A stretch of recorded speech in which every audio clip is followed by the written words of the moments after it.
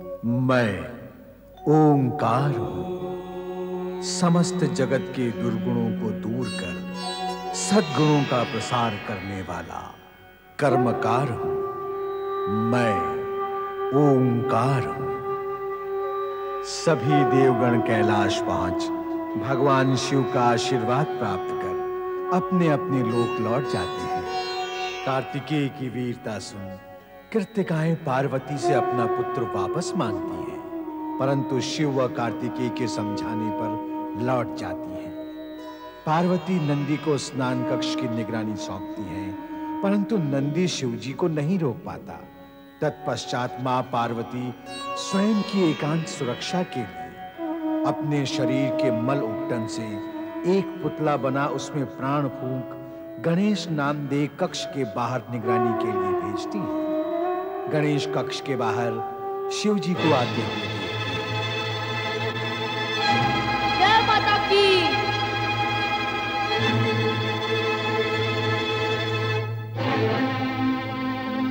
सावधान, अगर अपनी कुशलता चाहते हो तो एक बार आगे ना बढ़ाना। हे धृष्ट बालक, मेरा मार्ग अवरुद्ध करने वाला तू कौन है? मेरे स्थान पर खड़े होकर मुझसे प्रश्न करते हो कि मैं कौन हूँ? पहले बताओ कि तुम कौन हो? मैं महादेव हूँ। मुझे भीतर जाना है। आप महादेव हो, आदिदेव हो या परम देव हो अथवा देवों के भी देव हो, इससे मुझे कोई संबंध नहीं। मैं आपको भीतर नहीं जाने दूंगा। क्यों? माता की आज्ञा है। कौन हो तुम और कौन है तुम्हारी माता? जो मेरी माता के विषय में नहीं जानता वो कुछ भी नहीं जानता, और जो कुछ भी नहीं जानता उसे मैं नहीं मानता। अत्यंत प्रिय बालक हो तुम। बालक अवश्य हूँ, पर अपने नियम का कट्टर पालक हूँ, और उनमें से भी नहीं हूँ जो अपनी प्रशंसा सुनकर अनुचित कार्य करने वालों को अनुचित ढंग से मार्ग दे देते हैं। ये तो तुम्हारी कर्तव्य निष्ठा है। अब मुझे भीतर जाने दो। मेरे कर्तव्यनिष्ठ होने और तुम्हारी कर्तव्यनिष्ठा में विश्वास करने से आज्ञा और मर्यादा का उल्लंघन करने का मार्ग तो नहीं खुल जाता, बल्कि मार्ग अधिक कठिन हो जाता है। माता की आज्ञा के बिना कुछ भी संभव नहीं है। नाम तो बताओ अपना और अपनी माता का, जिसकी आज्ञा से तुम यहाँ खड़े हो। अरे अखिल ब्रह्मांड की अधिष्ठात्री हिमालय सुता उमा भवानी शिवा देवी पार्वती माता को तुम नहीं जानते? मैं उनका पुत्र विश्वेश्वराय गौरी सुताय गणपति गणेश। गौरी सुत? मुझे अब तक याद नहीं कि गौरी ने तुम्हें कब जन्म दिया। याद होगा भी कैसे? मैं तो अजन्मा हूँ, शुद्ध बुद्ध नित्य मुक्त। तुम जाकर अपनी माता से पूछ कर आओ कि महादेव बाहर खड़े हैं और भीतर आना चाहते हैं। तुम अनुमति लेकर आओ, तब तक मैं यहीं खड़ा हूं। हे जटाधारी महादेव, आप अवश्य ही परम ज्ञानी, ध्यानी, बुद्धिमान, दिव्य पुरुष होंगे, पर निरा बुद्धिहीन तो मैं भी नहीं हूँ। आप मुझे मेरे स्थान से हटाकर मुझे मेरे कर्तव्य से भी हटाना चाहते हैं। जैसे मैं यहाँ से हटूंगा, आप भीतर प्रवेश करेंगे। नहीं नहीं नहीं, मैं यहाँ से कदापि नहीं हटूंगा। हटी बालक, तू हटेगा कैसे? माता ने डटने के लिए कहा है, हटने के लिए नहीं। ये किससे पाला पड़ गया कैलाशपति? तू जानता है 14 ब्रह्मांडों में मेरे मार्ग को अवरुद्ध करने का दुस्साहस कोई नहीं कर सकता। तू बालक है इसलिए। नहीं तो क्या युद्ध करने का विचार है? आ जाओ। बालक छोटा मुंह और बड़ी बात करता है। बड़ों के मुंह से बड़ी बात निकलेगी नहीं, छोटों के मुंह से आप बड़ी बात निकालने दोगे नहीं तो बड़ी बात जाएगी कहाँ? वैसे युद्ध के विषय में क्या विचार है? वाचाल, हट जा नहीं तो। बालक पर बात करना उचित नहीं। मेरे गण तुझे मेरा विचार बताएंगे। मेरे गण तुझे सद्बुद्धि देंगे। गणेश को गण सुबुद्धि देंगे? बात करो ये सब। आप क्रोध में हैं स्वामी? क्रोध का कारण है, इसलिए क्रोध में हूँ। क्या कारण है भगवान? वो दुष्ट बालक जिसने हमारा मार्ग रोका है। वो बालक कौन है भोलेनाथ, और कहाँ उसने आपका मार्ग रोका है? नंदी, तुम्हारी भी मति मारी गई है। एक तो उस बालक ने दृष्टा की, और अब तुम प्रश्नों की बौछार कर रहे हो। पार्वती के कक्ष द्वार पर वो खड़ा है और उसने हमें भीतर जाने से रोका है। जाओ, जाकर पता लगाओ वो बालक कौन है और कहां से आया है। बातें तो वो बड़ी बड़ी कर रहा है, पार्वती से अपना संबंध जोड़ रहा है। जाओ, जाकर उसे तुरंत वहां से हटाओ। जाओ। जैसी आपकी आज्ञा भोलेनाथ। आओ भृंगी, चलो मेरे साथ।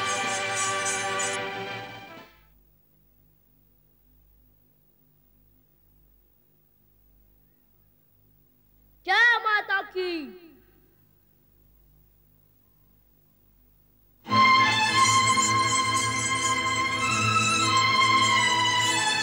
सावधान, एक बार भी माता की कक्ष की ओर बढ़ाया तो माता का नाम लेके माथा फोड़ दूंगा तुम सबका। बालक तो बड़ा उद्दंड है। उद्दंड नहीं, हाथ में दंड है, और ये दंड मर्यादा का उल्लंघन करने वालों को दंडित करने के लिए है। बातें तो बड़ी बड़ी करता है, पर तू है कौन? तुम्हें छोटी छोटी बात सुनने का चाव है क्या? इतना बड़ा शरीर बड़ी बात नहीं झेल सकते, तो फिर तू मेरा बड़ा प्रहार क्या झेल सकेगा? मैंने पूछा कौन है तू? चिल्ला मत। ये आवश्यक नहीं कि मैं तेरे हर प्रश्न का उत्तर दूं, फिर भी देता हूँ। मैं अपनी माँ का पुत्र हूँ। अपनी माँ के पुत्र तो सभी होते हैं, पर तू यहाँ कहाँ से आ टपका? अपनी वाणी और भाषा को वश में रख। मैं कोई जल की बूंद नहीं जो टपक पड़ूं। मैं माँ का पुत्र हूँ, आया हूँ, प्रकट हुआ हूँ। प्रकट हुआ हूँ? क्यों हुए हो? किसने कहा था प्रकट होने के लिए? किसने कहा था प्रकट होने के लिए? अरे उत्तन, अपने से बड़ों की नकल करता है। बड़ों की नकल करने की ही रीति है, छोटों की नकल बड़े करे ऐसा नहीं होता है। बातें तो बड़ी बुद्धिमानी की करता है। कार्य और भी अधिक बुद्धिमानी का करता हूँ। नहीं, कार्य तो तूने दुष्टता का किया है। कैलाशपति भगवान शिव शंकर को माता पार्वती के कक्ष में जाने से रोककर तूने उनका अपमान किया है। भगवान भोलेनाथ की आज्ञा है कि तुमको यहाँ से हटा दिया जाए। मुझे क्या हटाओगे? पहले मेरे पग को तो तने खिला के दिखाओ। अभी तुझे गेंद की तरह उछाल देते हैं, चलो।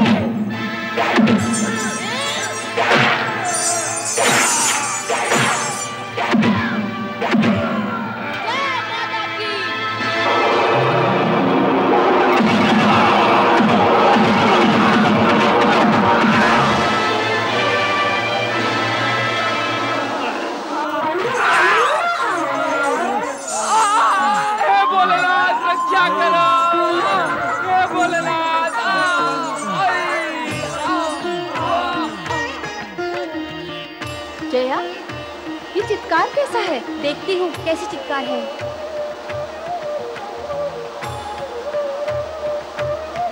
जय माता की।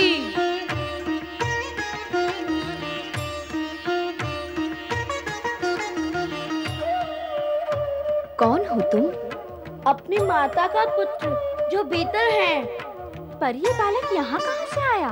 पहले तुम बताओ कि तुम दोनों भीतर कैसे पहुंच गई?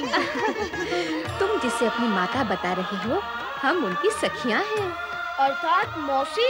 हाँ। एक माँ दो दो मौसी।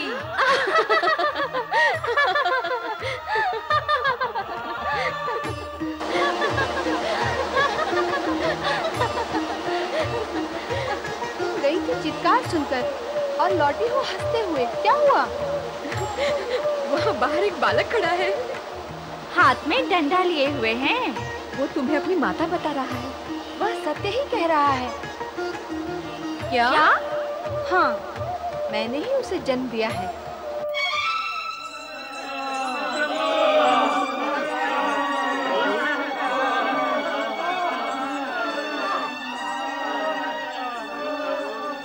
एक बालक के हाथों पिट गए तुम सब। ना जानी चाहिए तुम्हें। स्वामी, वो कोई साधारण बालक नहीं है। तो तुम क्या साधारण गण हो? उसके पास अद्भुत और अलौकिक शक्ति है। तुम्हारी शक्ति कहां गई? जाओ, जाकर तुरंत उसे पार्वती के द्वार से हटाओ। जाओ। भगवान, वो फिर भी ना माना तो देवी पार्वती से कहो उसे वहां से हटाए। जाओ। इस बार तुम निकट आए या कक्ष की ओर बढ़ने का दुस्साहस किया तो मैं तुम सबको उठाकर फेंक दूंगा। देखते हैं कौन किसको फेंकता है। इस बार यदि माता पार्वती की तरफ जाने से तुमने हमें रोका तो हम तुम्हें जीवित नहीं छोड़ेंगे।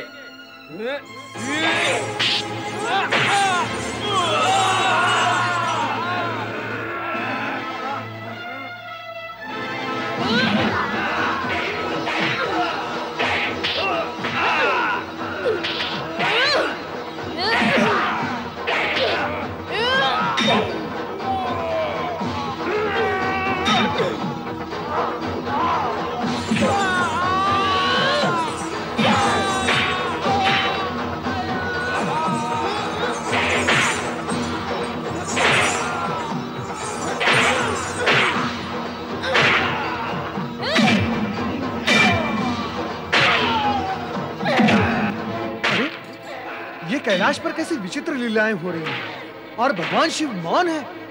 देवर्षि, मेरा विचार है कि हमें तुरंत कैलाश पर चलकर स्थिति का ज्ञान करना चाहिए। उचित है देवराज। चलो हम शिवजी से ही पूछते हैं, ये क्या हो रहा है, क्यों हो रहा है। नारायण नारायण। कैलाशपति देवाधिदेव भगवान शिव शंकर की जय। हे भोलेनाथ, कैलाश पर यह कैसा उत्पात और आर्तनाद छा रहा है, आप इसे रोकते क्यों नहीं? प्रयत्न तो कर रहे हैं। पार्वती के कक्ष के बाहर एक उत्पाती बालक डंडा लिए खड़ा है। ना वो हमें भीतर जाने दे रहा है, ना गण को। अब एक बालक पर हम अपनी शक्ति का प्रयोग कैसे करें? पर यह बालक है कौन प्रभु? और अचानक कैलाश पर कैसे प्रकट हो गया? स्वयं को माता का पुत्र बताते हुए वो पार्वती के कक्ष की ओर संकेत करता है। अब वो वहां से हटे तो हम भीतर जाएं और पूछे पार्वती से कि तुम्हारा ये पुत्र कहां से प्रकट हुआ है। हे भोलेनाथ, आपकी लीला भी न्यारी है। जो माता पार्वती का पुत्र होगा वो आपका भी तो पुत्र होगा। आप तो माता पार्वती से पूछेंगे, परंतु हम सब किससे पूछेंगे? हाय भोलेनाथ, उस बालक से हमारी रक्षा करे। उसकी लाठी में अद्भुत शक्ति है महेश्वर। एक बार और उसके सम्मुख गए तो जीवित नहीं लौटेंगे।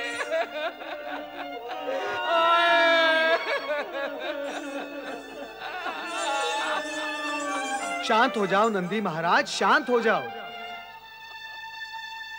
भगवान भोलेनाथ अवश्य कोई उपाय करेंगे। मैं क्या उपाय करूंगा? उस बालक की दुष्टता और धृष्टता पर यदि मेरा क्रोध जाग उठा तो अनर्थ हो जाएगा। आप उपयुक्त समय पर आए हैं, इसलिए उस बालक और गण की रक्षा के लिए श्री हरि विष्णु और ब्रह्मा जी के पास जाएं और उनसे निवेदन करें कि वे कैलाश पर आकर उस बालक को प्रेम से वश में करें। हाँ, यही उचित होगा। हम इसी समय वहां जाते हैं देवेश्वर।